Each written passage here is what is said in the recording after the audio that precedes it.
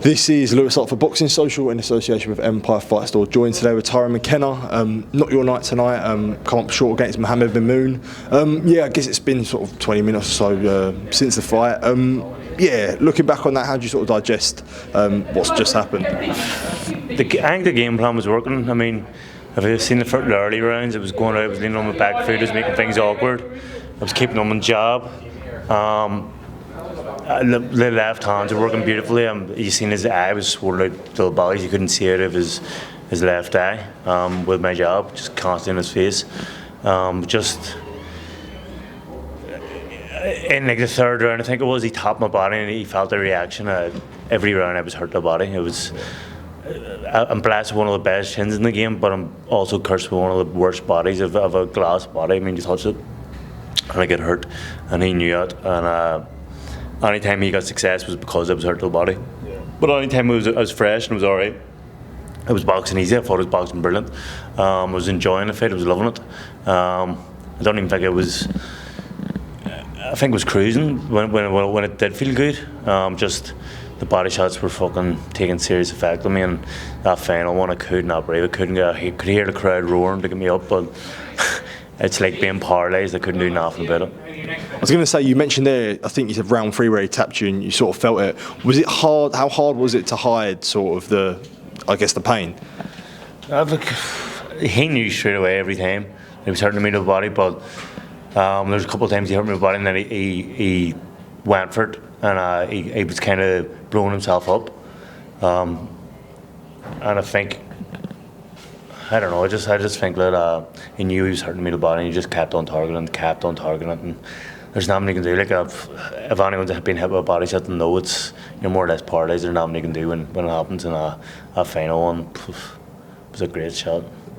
Is it more frustrating when you see the success that he was having in the fight? Obviously, using the left hand really, really well, jabbing him really well, sort of the straight punches were landing at will, and obviously see the eye, and it was almost sort of, the end was near for Mimoune. So does that make it sort of even more frustrating? It does, especially when the doctor said if he was referred to the doctor, he'd have stopped it. Yeah. So I was like, fuck me, I could have got him out of there. Because if I was points, I'd have probably won the round. You know what I mean? If it was stopped. Because I don't know why the referee said it was a headbutt, but it wasn't a headbutt. It was a left hand in the first round. So it is kind of frustrating. But listen, we can't dwell on what ifs. He got the win. He put this. He knew he was going to get stopped with his eye, so he upped it from like the 4th round when he knew his eye kept swelling, his eye kept swelling. So he put the pedal on or his foot on the gas and started targeting the body more and more and more, and got the win. When you look back, obviously getting up from the body shot, just talk about that moment of heart for yourself where it almost felt like the whole of Belfast was cheering for you to get up there, and obviously getting up and carrying on the round and shouting in his face. Like, when you come back and look at moments like that at your end of your career, sort of look back and be proud that, you know, I didn't roll over? Yeah, I love that. Like, hearing the crowd go crazy when I got up and me roaring in his face and the crowd going mental for that, that's what I live for, and I was loving it. That's when I started really enjoying the fight. As I guess I said, I've been put down and I'm fucking coming back, and like, he put me down in that 4th round or whatever round it was, and I got up and I think I ended the fight or the round better than him. I was landing the will, and I was loving it. The crowd was loving it. It was a great fight. I was enjoying the scrap. Just as I said, the body. I mean, it's still fresh in it, and it's still sort of completely raw, but do you feel like the fire is still burning to continue? Yeah, 100%.